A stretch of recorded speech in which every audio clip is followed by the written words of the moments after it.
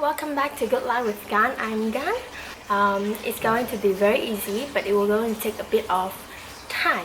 So make sure you allocate 2 to 3 hours to make this recipe. But before that, make sure you have subscribed to my YouTube channel. Just click on the subscribe button and turn on the notification bell so that you will be notified whenever I post a new video. But usually I post a new video on every Thursday. And you should also follow me on Instagram and Facebook for other recipes and my latest update. Yeah, so without further ado, let's get started.